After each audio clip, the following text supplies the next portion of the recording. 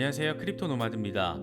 이젠 불안감을 넘어서 지루함이 장식하는 듯한 장세가 연일 계속되고 있습니다. 이제 좀 방향성을 잡아야 싶지 않나, 그런 지적들이 여기저기서 나오고 있습니다. 재미있는 지점은 가격은 지난 2달 동안 엄청 빠졌는데 그렇게 지루한 박스권 횡보가 이어지고 있는데도 여전히 강세 시그널들이 계속해서 포착되고 있다는 점입니다. 온체인 데이터나 시장 제반 상황을 보면 여전히 희망을 가져도 될 만한 부분들, 기대감을 주는 부분들이 존재하고 있습니다. 반면 거품이 터져서 3만 달러 반납 가능성도 존재한다, 이 같은 분석도 나왔습니다. 시세적인 흐름은 상당히 아쉬운 요즘이지만 비트코인의 거시적인 미래와 관련해서는 의미 있는 분석들이 제시되고 있습니다. 비트코인 기반 채권이 등장하게 되고 또 비트코인 배당금이 등장하는 것은 비트코인이 이제 메인스트림의 궤도에 올라섰다라는 것을 의미한다라는 분석입니다. 이제 과도기를 지나서 정착기를 향해 나아간다라고도 볼 수 있을 것 같습니다. 요즘 피델리티가 비트코인에 대한 낙관적인 전망을 담은 보고서를 지속적으로 내놓고 있는데 이번에는 주권국이 비트코인에 대한 펀더멘털의 의문을 가지더라도 보험을 든다라는 생각으로 비트코인을 취득해야 한다, 이렇게 밝히면서 2022년이 국가적 비트코인 도입의 원년이 될 수 있다라고 전망했습니다. 미국 채권을 구매하듯이 비트코인을 사라는 건데 이런 일이 벌어지면 진짜 재미있는 상황들을 바라볼 수도 있을 것 같습니다. 요 며칠 에이다 카르다노가 상당히 의미 있는 수준의 시세 상승을 보여주고 있습니다.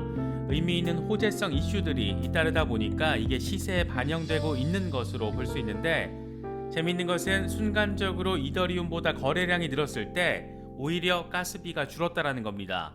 이더리움의 고질적인 단점인 느린 처리 속도, 또 비싼 가스비 문제를 해결하겠다라면서 등장한 프로젝트였지만 번번이 이더리움 킬러답지 못하다라는 비판도 상당히 많이 받았었는데 이번에 벌어진 상황을 보면 이더리움의 문제점을 개선하면서 카르다노가 대체제로서의 모습, 가능성을 아주 분명하게 보여주는 것으로도 볼 수 있을 것 같습니다.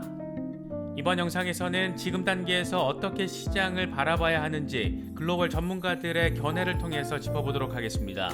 본격적인 시작에 앞서서 좋아요와 구독, 또 알림 설정 꼭 부탁드리겠습니다. 영상 제작에 아주 큰 도움 된다는 말씀 함께 드립니다. 그럼 시작하겠습니다. 비트코인은 장중 42,000달러를 일시적으로 반납하는 모습을 보이기도 했지만 곧장 다시 회복한 뒤에 42,000달러대에서 횡보하는 양상을 보이고 있습니다. 지루한 박스권 장세를 언제쯤 탈피할 수 있을지가 초미의 관심사가 되고 있습니다. 공포 탐욕 지수는 하루 전보다 2포인트 증가한 24를 기록하면서 여전히 극단적인 공포 단계가 이어지고 있습니다. 비트코인 도미넌스 역시 39%대의 횡보 양상을 이어가고 있습니다.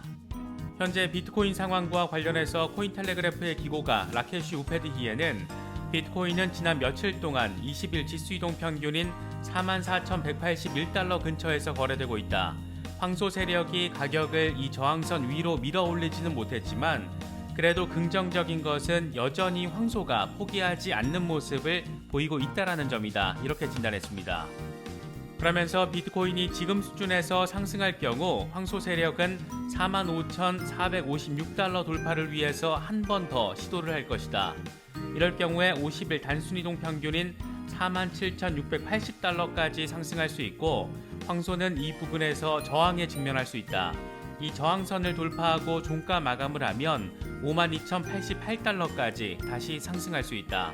반면 41,725달러 아래로 떨어지면 비트코인은 39,600달러 지지선까지 후퇴할 수 있다. 여긴 황소가 방어해야 하는 중요한 수준이다. 이 구간이 무너지면 매도세가 심화돼서 3만 달러까지 급락할 수도 있다라고 전망했습니다. 암호화폐 분석가 마이클 반데포페는 이번 비트코인 사이클은 모든 사람들이 기대하는 것보다 더 높이 오르고 더 길게 갈 것이다라고 예측했습니다. 그는 이번 사이클에서 비트코인이 최고 82만 달러까지 상승할 것이라는 분석을 공유했는데 그는 솔직히 이 분석은 말이 된다. 사이클이 기존의 사이클보다 길어졌다. 거시 경제적인 효과 때문에 기존의 비트코인 4년 사이클은 더 이상 일어나지 않는다. 이에 따라서 이번에 비트코인 사이클은 모든 사람들이 기대하는 것보다 더 높이 오르고 더 길게 갈 것이다. 비트코인은 강세장이다. 이렇게 강조했습니다. 마이클 반데포펠가 공유한 분석은 암호화폐 분석가 BTC 퓨엘이 내놓은 것인데, 그는 이번 사이클에서 비트코인이 55만 달러에서 82만 달러 고점을 찍을 것으로 전망했습니다. 그는 비트코인의 4파동을 고려할 때 2022년 9월부터 2023년 4월 사이에 고점에 다다를 것이라고 설명했습니다. 기존의 비트코인 사이클을 기준으로 하면 올해는 반감기 이듬해이기 때문에 2018년에 이은 약세장을 기록하게 되는데, 이와 정반대되는 전망인데다가 또 엄청 전폭적인 분석이어서 여러모로 관심사가 되고 있는 것 같습니다. 코인데스크의 경우에는 비트코인의 반등 시그널을 시사하는 기술 지표가 확인됐다라면서 이제 곧 약세장이 끝날 수도 있다라는 점을 설명했습니다. 코인데스크는 10주 단순이동 평균이 50주 단순이동 평균 아래로 떨어지려고 하는 모습을 보이고 있는데, 과거 이런 데이터를 봤을 때 약세장의 끝을 나타내는 신호일 수 있다라고 진단했습니다. 2020년 3월 코로나로 인해서 시장이 폭락했을 때나 2020년 1월 초, 또 2018년 6월 중순에 이 같은 베어리시 크로스오버가 확인된 뒤에 비트코인은 바닥을 찍고 최소 25% 반등한 적이 있습니다. 다만 2014년 9월 첫 번째 베어리시 크로스오버가 발생한 뒤에 더 큰 하락을 겪은 반대 케이스도 있다라고 덧붙였습니다. 뭔가 단정적으로 예단한다라는 것이 얼마나 어려운 상황인지를 느낄 수 있는 그런 분석인 것 같습니다. 요즘 시장이 하도 상황이 어수선하다 보니까 지금이 과연 손절 타임인지 아니면 매수 타임인지 고민하고 계신 분들도 적잖이 존재하는 것 같습니다. 이런 가운데 디지털 자산 기업 글로벌 블록은 최근 이어지고 있는 비트코인 약세장이 비트코인을 싸게 살 수 있는 기회를 제공하는 것이라고 분석했습니다. 글로벌 블록의 분석가 마커스 소트리오는 다우존스와의 인터뷰에서 글래스노드 데이터를 보면 단기 보유자 비율이 2020년 8월 이후 최저 수준이다. 이건 비트코인 랠리의 전조다. 이렇게 말했습니다. 단기 보유자는 통상 최근 3개월 사이 암호화폐를 매수한 투자자를 의미하는데, 단기 보유자 비율이 낮았던 2020년 8월 이후에 비트코인은 500% 가격이 올랐습니다. 소트리오는 그러면서 단기 보유자는 이익 실현을 서두르는 경향이 있다. 반대로 기관이나 6개월 이상 장기 보유자 입장에서는 단기 보유자 비율이 낮은 것이 랠리의 전조가 된다라고 설명했습니다. 그런가 하면 암호화폐 거품이 터질 경우에 비트코인이 3만 달러 반납도 가능하다라는 전망도 나왔습니다. 미국의 투자기업 인베스코의 애널리스트인 폴 잭슨은 암호화폐 거품이 터지면 비트코인 가격이 올해 3만 달러 아래로 하락할 가능성이 존재한다라고 전망했습니다. 그는 오늘날 비트코인의 대규모 마케팅을 보고 있으면 1929년 대공황 당시 증권 중개인들의 활동을 떠올리게 한다. 올해 비트코인이 3만 달러 아래로 하락하는 것을 상상하는데 큰 무리가 없다라고 생각한다. 적어도 30%의 가능성은 존재한다고 믿는다. 이렇게 설명했습니다. 그는 그러면서도 다만 비트코인 3만 달러 반납 시나리오가 확실하다고 말할 순 없다. 지난해 우리는 비트코인 1만 달러 반납에 대해서 이야기했지만 결국 비트코인은 6만 9천 달러까지 상승하면서 신고점을 경신했다라고 덧붙였습니다. 션 스타인 스미스 뉴욕시립대 교수의 경우에는 포브스 칼럼을 통해서 비트코인 기반 채권과 배당금의 등장은 비트코인이 점점 더 메인스트림 궤도에 올라서고 있다는 것을 의미한다라고 분석했습니다. 그는 엘살바도르가 비트코인을 담보로 제공할 예정인 채권은 아직 발행되진 않았지만 이 같은 상품이 존재한다는 것 자체가 비트코인이 메인스트림 궤도에 올라섰다는 것을 알려주는 분명한 신호다.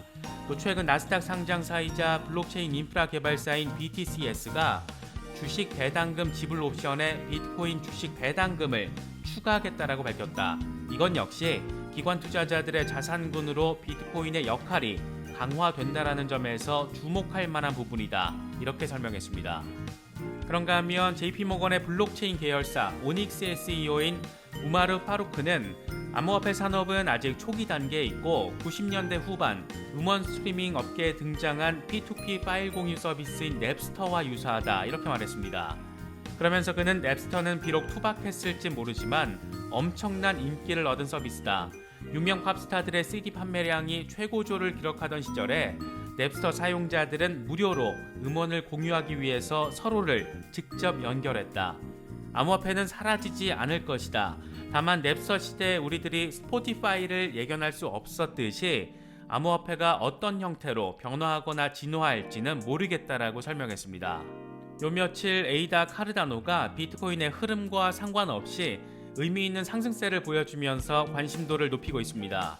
특히 인상적인 부분은 가격 급등 과정에서 카르다노의 거래량이 이더리움의 거래량을 잠시 추월했던 부분입니다. 이와 관련해서 AMB 크립토는 카르다노는 비트코인에 이어서 거래량 2위를 기록했다가 현재 3위를 기록하고 있다. 메사리 자료를 보면 에이다가 한때 70억 2천만 달러 수준을 처리해서 24시간 기준으로 이더리움을 제치고 거래량 기준 2위를 기록한 것으로 나타났다라고 보도했습니다. 더 재미있는 부분은 카르다노의 온체인 활동이 이렇게 급등했는데도 가스비가 평균 0.45달러에서 0.38달러로 떨어졌다라는 겁니다. 이더리움이 한 건에 평균 30달러 안팎의 가스비를 부과한 것과 비교하면 거의 공짜에 해당하는 것으로 볼 수 있습니다. 이더리움의 가스비가 얼마나 사기 수준인지 느낄 수 있는 그런 부분인 것 같습니다. 이와 관련해서 암호화폐 애널리스트 라크 데이비스는 메사리의 실시간 데이터를 공유하면서 카르다노의 선전을 강조하기도 했는데 에이다의 창시자 찰스 호스킨슨이 이 트윗을 공유하면서 에이다 생태계로의 대규모 유입이 이제 막 시작됐다. 지금은 1월이다. 이렇게 자신감을 내보였습니다.